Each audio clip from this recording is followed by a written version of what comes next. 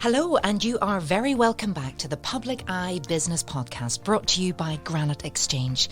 I'm your host, Sarah Travers, and throughout the series I'm speaking with local entrepreneurs and business owners to learn more about how their companies have come to be, to gain insight into their growth and find out how they continue to innovate.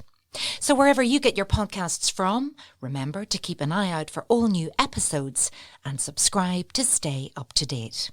So today I'm joined by Frankie Bannon, owner of Studio 23. Frankie, you're welcome to the podcast studio. Thank you. Thanks for having me on. Lovely to have you here. And I love your business. I'm going to give everybody a little bit of background. So Studio 23, based in Newry, was born in 2019 by Frankie with the aim to make art more accessible. Now, for people of all creative abilities, so don't switch off. You just have to let go. You have to experiment. You have to have some fun. So after studying a BA Honours in textile art and fashion design, Frankie took herself off to Australia for nearly a decade. And like most people in their 20s, had gone down the more traditional working route without any art in her life. After realising something huge was missing, Frankie began her journey back to her creative roots by creating piece after piece of artwork, lots of trial and error, and then branching out into workshops with friends. Frankie even started working alongside a local Sydney school to deliver after-school art classes for the kids and had been bitten with the art bug once again. She decided that this was definitely the path for her, and she packed up her life down under and headed back home to Ireland to start Studio 23. Now, Newry's first ever paint and sip classes. Yes, you heard me correctly. Doesn't this sound absolutely amazing? Paint and sip classes, and also her acrylic pour workshops. Well, they took the city by storm, and Frankie's business has just kept growing from there. It's quite a journey, Frankie, really. When you listen to somebody else reading it out, do you think, oh, that's me? Yeah, I think hindsight's a great thing when you look back and you can connect all the dots and think, wow, I started off just with one small idea and then it took me in a completely different direction. So yeah, it's quite impressive hearing it back, actually. So let's go back a little further. You were born and bred in Newry, yes, where we're sitting today, obviously. But you had the travel bug. Yes, I think like most people, young 20-something-year-olds, you just want to get out and explore the world and do different things. I felt like Newry sounds terrible, but suffocating me in a way. So I just really wanted to spread my wings. And I was lucky enough that my mum is actually Australian, so I have an Australian passport. Oh, my goodness. Yes. That helps. It really does help, yes. So she'd gone the other way then? She had. She came back here and met a Newry man at 19 and got married, so... Yeah. And she's still here? She's still here, yeah. They're still together, still here, loving life. But did she say to you, you got to go? Yes, I think from a very young age, my parents encouraged all of us. I have 3 other sisters to just travel, see what's out there, not to be afraid. My dad always said, look, if you can speak English, you'll be fine. And he was like, if you've your education, the great thing is you don't need to pack it up. You can take it everywhere with you. So I think you got your degree, but did you always know I'll get the degree and then I'm off? Yes, me and a friend had chatted about going to Australia from I was maybe 16. We had made a pact. We were like, we're going to travel together. We're going to do this. And as they say, God will laugh at you when you show him your plans. My friend then got into a relationship with a guy and she was like, I'm not going. So I decided, you know what? I'm just going to go by myself. You went by yourself? I went on my own. I think that's so brave. I really do. Thank you. And I'm hearing it more and more. It's become, especially for a girl, you know, I don't think I would have been that brave, but you're much younger than me. And we probably would have been discouraged from that. Yeah. But how did your family feel about you going on your own? Oh, they were fine. I'm lucky enough that I have sort of family all over the world. So I have an uncle in Singapore. I stayed with him for a month on the way over. And then I have an aunt in Sydney who picked me up from the airport. So it's not like I was totally, alone, turning up at Sydney airport with my bags and no place to go. So what did you do when you got to Sydney? Well, I had done the degree in fashion and textiles, and I had it in my head that it was going to be something like Emily in Paris. I'm going to turn up in Sydney, work in a fashion house, and life's going to be amazing. I think I realised after 2 weeks that's probably not the case. And I stayed in my aunt's house for a little while until I found my feet, and I ended up working in retail.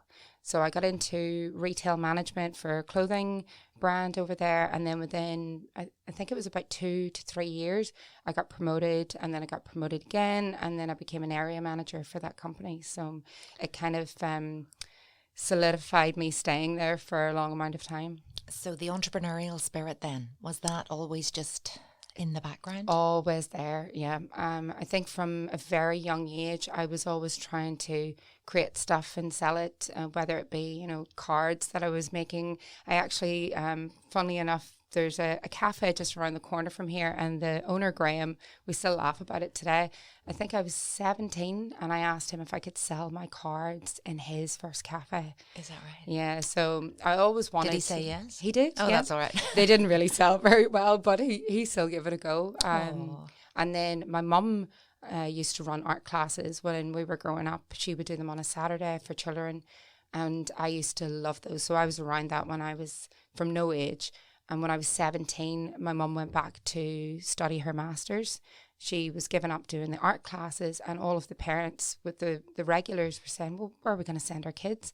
So at 17, I started running the art classes, and I did that for a year then before I went to uni. So I think looking back, it's always been in me to do something. So your mum was the artist? Yeah, Was my your mum. dad arty? Not at all. Not one bit. What did he do? So my dad worked for Newry Council.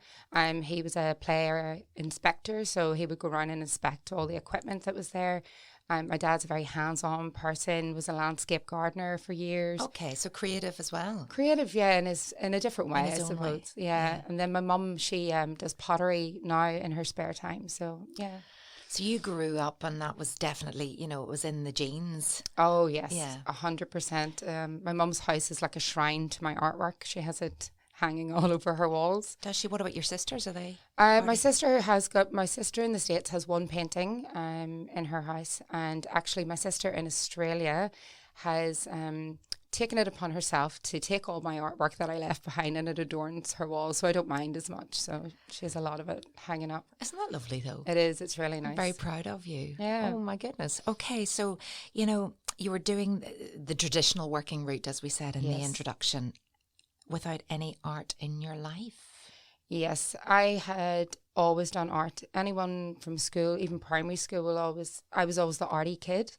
I was the kid in secondary school that had green hair and always trying to be rebellious and creative in some way. Then when I went to Australia and went down the retail side of it and sort of working up that corporate ladder, I was just involved in, hanging out with friends and traveling around Australia and Asia and doing all of those sort of things, but never did any art for a good 7 years that I was there. And it just felt like a piece of me was missing. Is that what it was like? Yeah. Like you'd lost Yeah. your heart, Like your your soul. Yeah, your soul's just gone. It's just, you're getting up every day and you're going through the motions of work, and you're making great money, and you're ticking all these boxes that people on the outside want you to tick. But it felt like I was just really lost. So how did you find your soul again?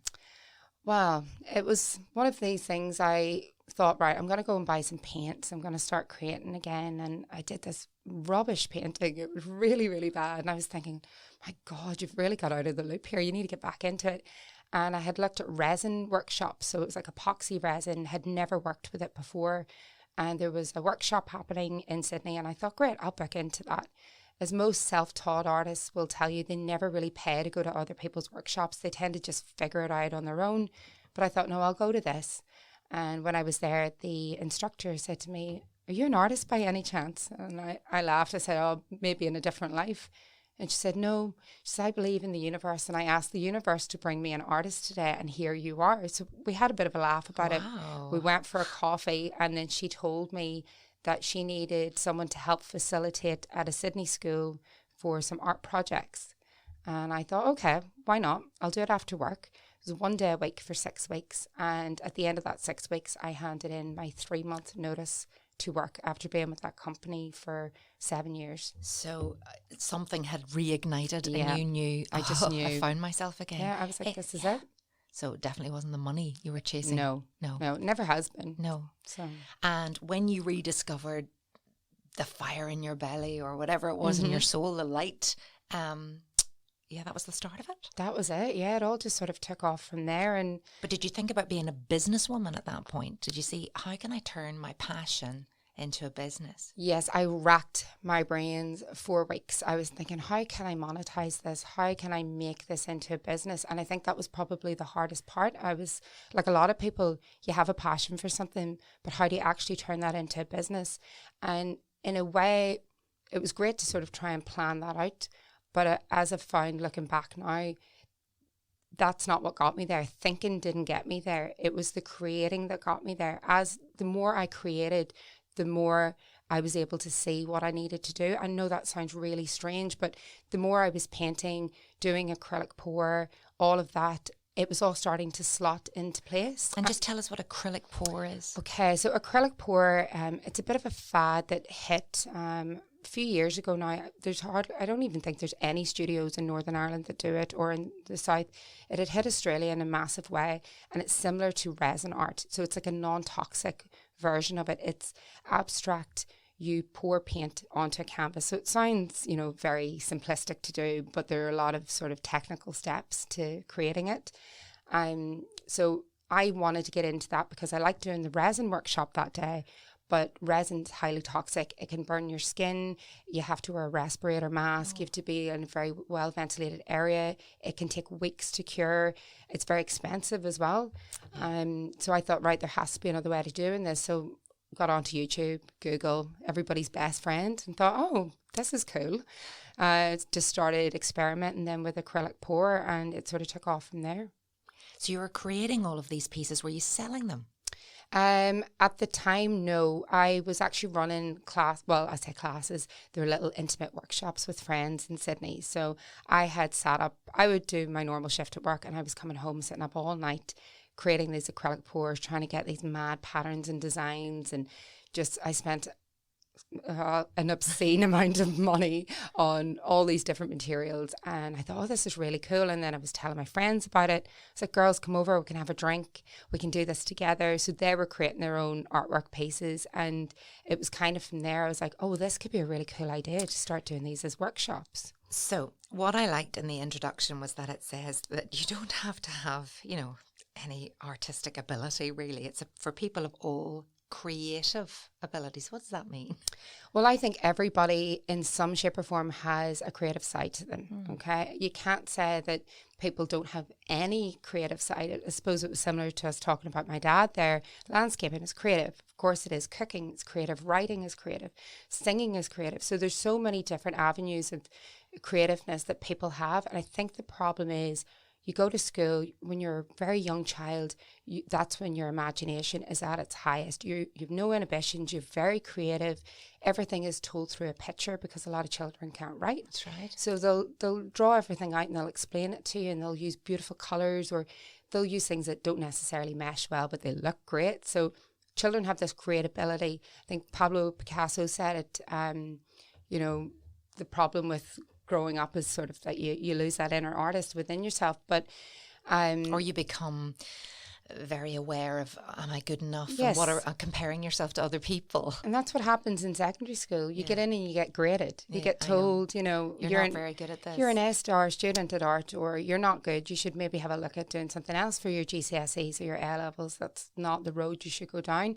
So I think children then step away from it, or a lot of the times boys see it as a really girly subject. Mm-hmm. So they might take it on for GCSE, and then they get to A-level and they're like, oh, I don't know. Or they want to go down a different path and they don't want art to take up a lot of their school project time.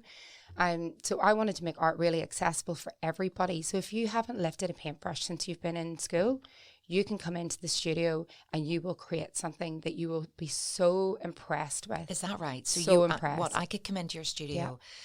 I like the paint and sip class idea. Maybe not sip too much or it could be a disaster, but I could produce something I could put on a wall? Yes, definitely. Really? 100%.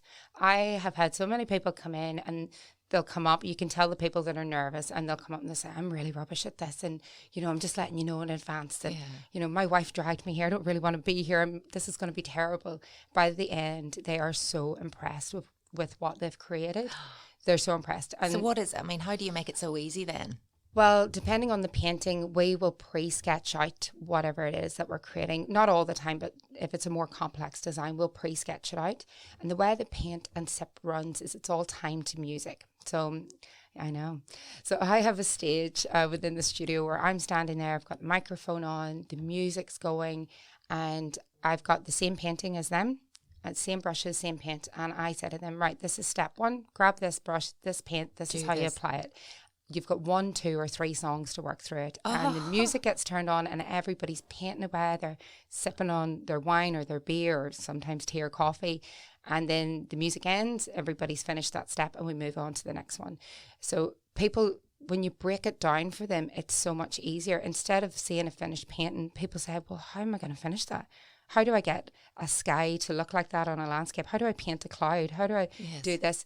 We break everything down step by step, so one step at a time. Now we'll do that. Yeah. And is it landscape you do? Everything. So if you were to go onto our website, you can look at our previous paintings. I was just having a little scroll through there now. Yeah. So yeah, if you go onto our previous paintings, there's over 100 different previous paintings that you can sort of choose from or have a look at. But it's everything from nature, landscapes, pets, people, it's all there. Sometimes we will do, famous landmarks and that type of thing. So yeah, there's a wide range of paintings that are available. Some more simple than others. So and I love on the website, it says you can book tickets. There's group. It's such a great idea to get a group of friends together or a family together or your corporate team building, something like that, or just a fabulous gift to give to somebody. Yeah, it's a really good gift. We actually had. So it also says on our website that if you can't find what you're looking for, you can contact us for like a bespoke package. We had a group of ladies that had booked into our acrylic pour and sip workshop. This was a few months back. There was in total in that group, there was maybe about 10 different people. They were all painting away, creating their acrylic pour. She contacted me there last week and she said, look, we'd love to do this again, but as a private event, just 3 of us. It's our friend's 50th birthday, but we want her to create a massive painting for her home. Is this something that you could do? That's genius. Yeah. So the painting that she had seen one similar on Etsy, and I think it was over £1,000. And the friends were like, "Can we book this in?" I said, "That's no problem. Give them a price for it." They all came in. It was only 2 days ago, and they created this. The 3 of them created it together. She was smiling from ear to ear. She was like, "I cannot believe we just made this." She was like, "That is so cool." She's like, "That's going up in my house." She was like, "I'm so excited." And to have made it with 2 of your closest friends. Yeah. As someone who's approaching 50 and has a heck of a lot of 50th birthday presents to provide, I'm going to take down the number. This podcast is sponsored by Granite Legal Services, a niche business law practice located in the heart of Newry City. We provide legal advice and representation to individuals and companies alike across a wide range of industries on an assortment of legal matters which can affect a business, such as corporate, commercial, employment, dispute resolution, regulatory and compliance. We focus on providing legally sound, commercial and practical advice to our clients.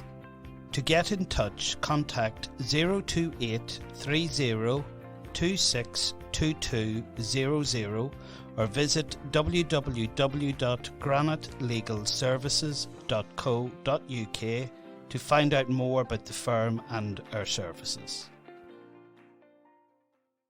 Just lovely, just to know that, we did that, but to work on it, the togetherness, the team building, is it popular for corporates? Yes, corporate events, we have done so many of them all over the country, north and south. So sometimes they'll come into our studio. We actually had Collins Aerospace had come in last year and they created, which was again, upon their request, they said, is there any way we can do a painting, one big painting, everybody can join in? And I thought, well, we can, but if we've one big massive canvas, people are going to be reaching across the table trying to paint into the centre. It's not really good. Logistically, it's not going to work. So we did it like a jigsaw puzzle. So everybody had a canvas and they were painting a certain part of a picture. And when it was all put together, it made a scene in Kilkeel where their office is based. So that's now up in their office as you come in, and it has I think it was about 24 separate canvases that create one big massive piece. Oh my goodness, and what do people think then at Yeah, the they end? thought it was amazing, because when you're sitting down looking at that, each person had an image in front of them. It might have been, you know, a section that had a bit of rocks and grass in it, or it Yeah. might have had like a section of water or a It's like house. a big jigsaw puzzle. Big jigsaw. So I think at the time people What's were it kind going to of, be? yeah, they were What's it thinking- going to be? So they were all sort of looking at it thinking, that's a bit odd. And then at the end, we slotted them all in together and they were like, wow, this actually is one big painting. I'm getting so excited here. I'm whacking the microphone with my hands. So, you know, I don't want to talk money, but is it an expensive thing to book? No, so we made sure. I remember when I was trying to figure out the pricing, everybody saying, "Oh, charge more for corporate," or that sort of thing. And I Yeah. thought, no, do you know what? It's going to be one price for everybody. So it's £35 per person for paint and sip. That's regardless if you're coming in for a birthday, a hen party, a corporate event. It's the same price across the board, because I think the value is the same for every person that comes in. So there shouldn't be an extra charge just because there's a corporate event. Now, we do offer concession rates for charities and different organisations like that, because I want to be able to give back in some way to the community. But we don't charge more for other groups. So £35 I think is pretty good for 2 hours in the studio, and it's all your art materials supplied. So And whenever you listen to people, because at the end of the day, you've still got to be a business woman, you still have to keep a roof over the head Yeah. and pay the bills and all of those. And we know that everything's costing more. But, you know, as you said to me earlier, it's not about the money for you. It never has been. Do other people say to you, oh, no, you know, are they happy with, or do you have a mentor that would sort of advise on money? No, well, no, but I remember when I very first started the business and I was running sort of like pop-up locations. I didn't have a permanent studio because we've only actually been at the studio in Newry for 1.5 years, but the business has been going for 4 years. So we were popping up everywhere. And at the time I was like, £23 because it's Studio 23 and it'll sort of all tie in. I wasn't really at that point thinking about overheads or margins or any of that kind of thing. And I went over to the Wynn Industrial Estate in Newry to talk to Stephen McLennan, and he was talking about social enterprise, and he was trying to convince me that social enterprise would be the best route for my type of business. And it was great because he was putting me in touch with people that had set up social enterprises, even though that's not what my business is. But he put me in touch with their accountant there, and he sat down, he did a spreadsheet with me, and he said, let's forecast it over the next 2 years. Let's have a look at it. Let's pretend that you have a studio and you're going to have to pay X amount for your rent and your rates and all of these things that I hadn't really thought of at the time. So after doing that and I sat down, I thought, okay, right, 23 is definitely not going to cut the mustard. And then the prices, obviously, after Brexit, everything went through the roof. So £35 seems to be the sweet spot. I've never had anyone say that it's too expensive. And we've reoccurring customers that come every month to every workshop. I have a group of ladies that have probably only missed 3 classes in the last 4 years. Oh, maybe you've reignited something in their souls. Oh, definitely. One girl actually turned her loft into her art studio. So she's painting now in between my classes. She just goes home and paints. And had she been arty before? No. This No. has just come. This came out of later the in blue, life. and she loves it, and she brings in photographs of her artwork and shows me, and I feel so proud when I see it. So why Studio 23? Well, it's funny. We actually had children in the group last week, and they were saying, "Miss, are you 23? Is this why it's Studio 23?" I was saying, "I wish I was 23 again."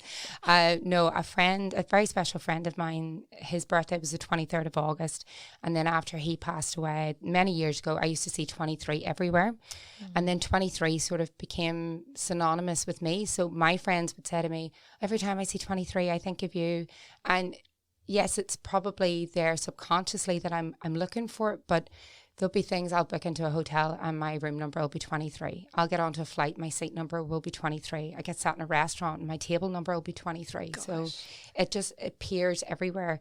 So Why do you think that is? I think maybe not to sound corny, but I think a lot of people have these like angel numbers like 111 or 222. When I see 23, I feel like it's something guiding me in the right direction. So when I was trying to think of a name for the studio, my sister in the States actually said to me, it needs to be Studio 23, obviously. She was like, 23 is your number. So, And yeah. do you feel connected to that special friend? Yes, yeah, definitely. So I think as well, it's a way to sort of keep his memory alive in a way. So, yeah. Emotional journey that you've been on. It's a beautiful story as well. I'm glad I asked that question. Why did you come home? Well, funny story. I didn't actually plan on coming home. After I handed in my 3 months notice to my job, I thought, right, I'm going to register the business in Sydney. I'm going to start running these acrylic pour workshops. And I did register the business. And then I thought, you know what? I haven't had a Christmas at home it was coming up for 9 years at that point. You'd been away for 9 years? Well, 8.5, yeah. So by the time Christmas was sort of rolling around, it was coming up close to 9 years. And I thought, you know what? I'll go home for Christmas. I've never had a Christmas at home since I've left. I'll go back. I said to all my friends, I'll see you in a month. And packed a very small suitcase with winter clothes in it. And then when I got home, I think because all of my sisters lived away at the time, my parents were kind of like, oh, why don't you stay for a while? Give it a few months. My dad was saying to me, you know, no better place than Newry. You know everybody here. There'll be people here that'll help you set your business up. And I thought, okay, yeah. And he said, tell you what, give it a year. If it doesn't work out, you can always go back. Sydney's not going anywhere. And I thought, he's right. Why not? I'll give it a go. Never in a million years did I think Newry was going to be the place. So when you came back, did you feel different to when you'd been very keen to leave? Yes. I mean, the great thing about when you come home is it feels like you've never left in a way. I mean, it's a comforting thing. You know all the streets, you know all the people.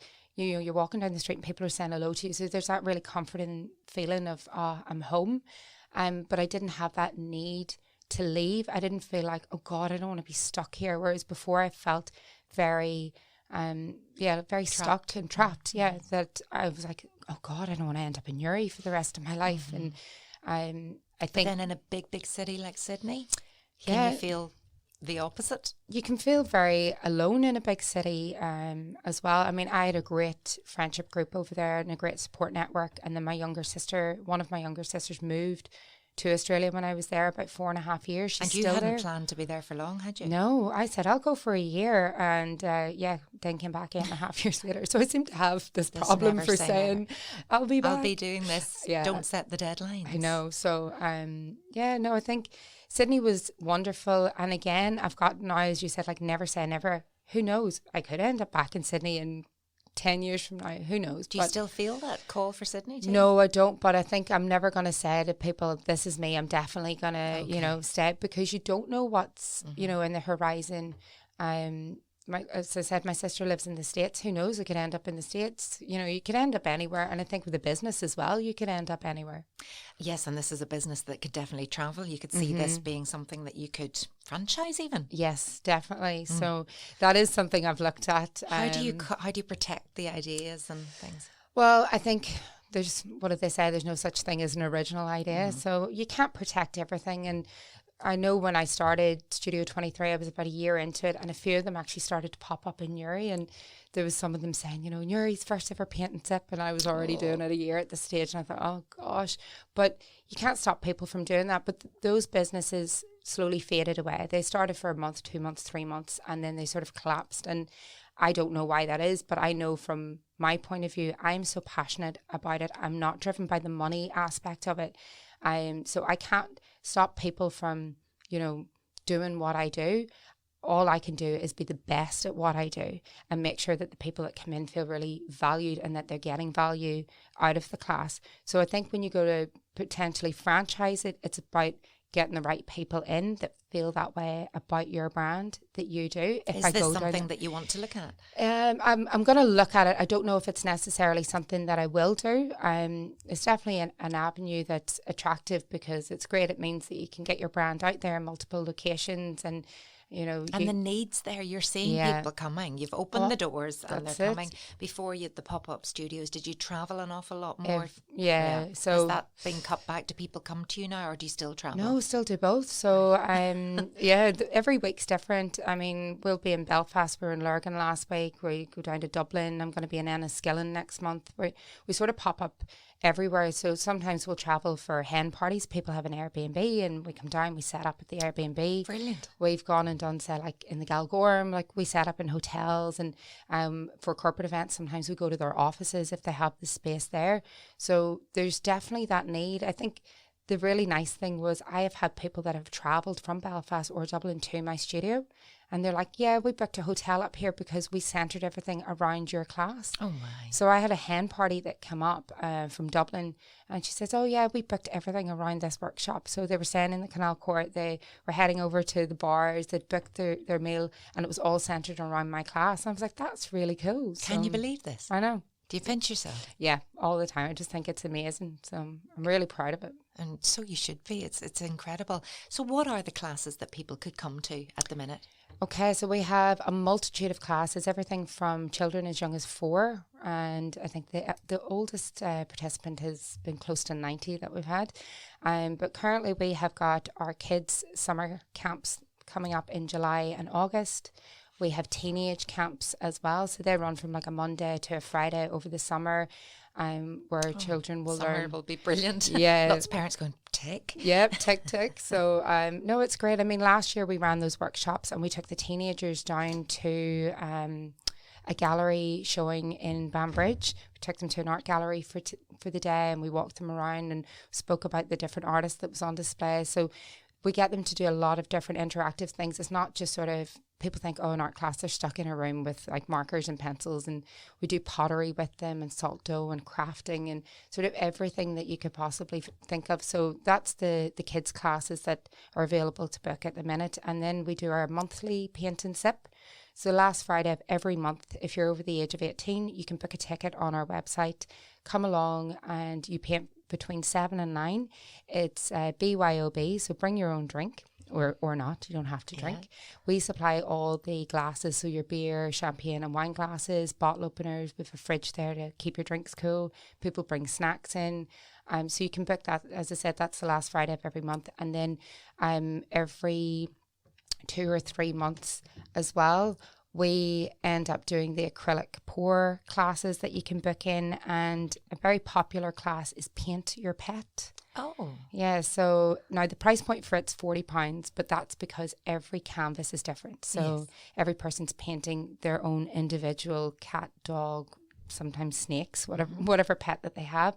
We pre-draw your pet onto canvas for you, and then we colour match all of the tones of your animal into the paint. So every palette is bespoke for the client. We love our pets in Northern Ireland. We do. And yes. how popular is that? Oh, it has booked out every single time that we've done it. So we're actually running it next month in the studio, and we're also running it in Hollywood, just outside Belfast, at a cafe there. So Now you're saying we. Who's the we? we, well, I always say we, but it is me and a royal team. we. A little bit. No, me and a team of girls. So I have 3 girls that work for me.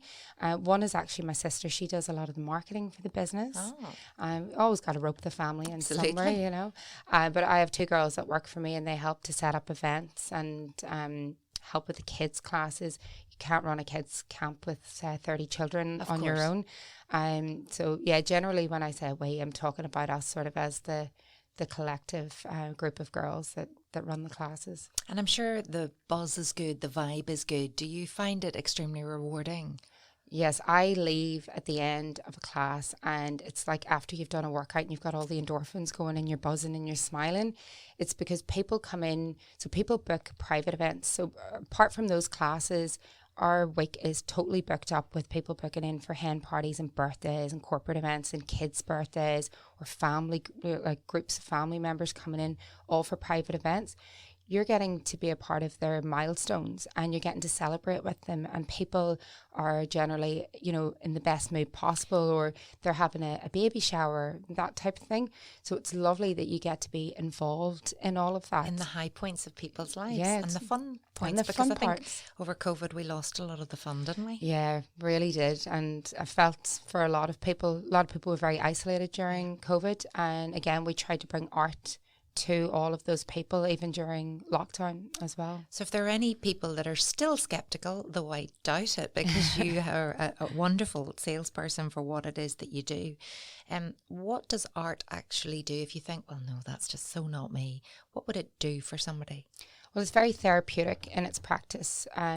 Obviously, art has been used for a long period of time through art therapy with people that have suffered, PTSD, that sort of thing. Now, I'm not a trained art therapist at all.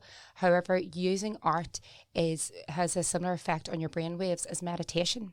So it really calms down the body. You're hyper-focused on one thing, so it's painting, drawing, crafting, whatever it is that you're doing. Your brain can't focus on anything else outside of that. So it really, really calms down your nervous system. It works great for corporate events. So whether you're working, obviously, on an individual piece or you're collaborating on a larger piece together, it helps with like problem solving skills.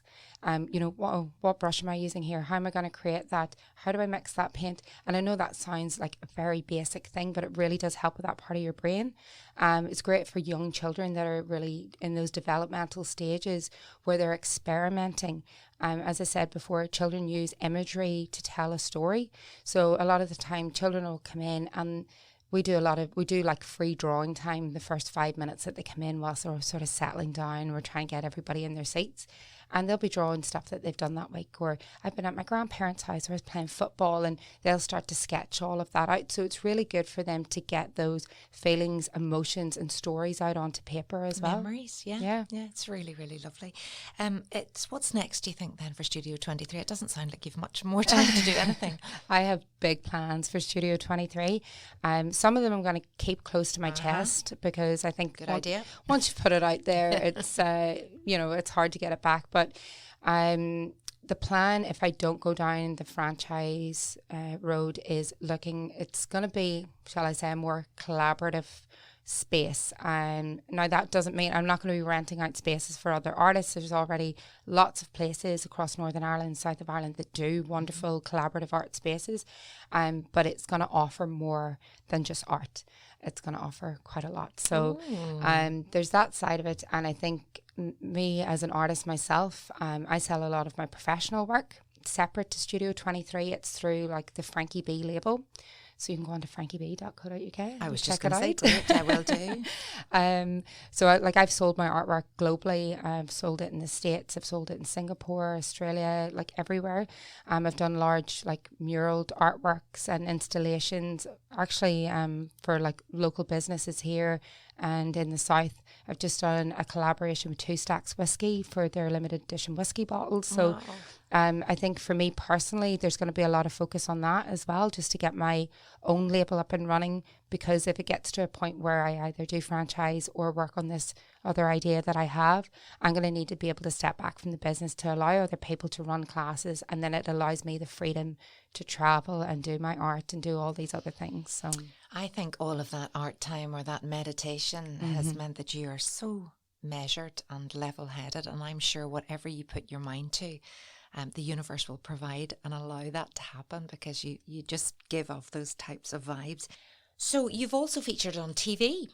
Yes, that's right. Channel 5 for Susan Calman's Grand Day Out. Oh, I love that programme. Is she great? Is she as good fun as she looks? Yeah, she was really funny. She was really nice. So that's the Scottish TV presenter, the comedian. The comedian. That travels around. And so what did you have to do? Yeah, so Channel 5 contacted us to come up and record one of our workshops, which was drag and draw. So we decided on a new workshop last year. Now, we've only done a few of them, but we had run it in a local bar in Newry because it was sold out and we couldn't actually fit them all in the studio. Channel 5 seen this on Eventbrite, got in contact. Basically, we had Blue Hydrangea. For anyone who doesn't know who that is, Blue was the winner of RuPaul's Drag Race and is a mega star. So Blue was the drag artist on the day. And then we had myself, a few other participants, and Susan were recreating Blue on canvas. So it was amazing. So we were all painting Blue step by step, yeah. And Susan was interviewing me as we were doing it. It was really good fun. Completely bizarre, but good fun. Really good fun. So, yeah, it's another little ticked box to say we're on TV, which was nice. I'm sure that won't be the last either. Fingers crossed. What's been the biggest challenge?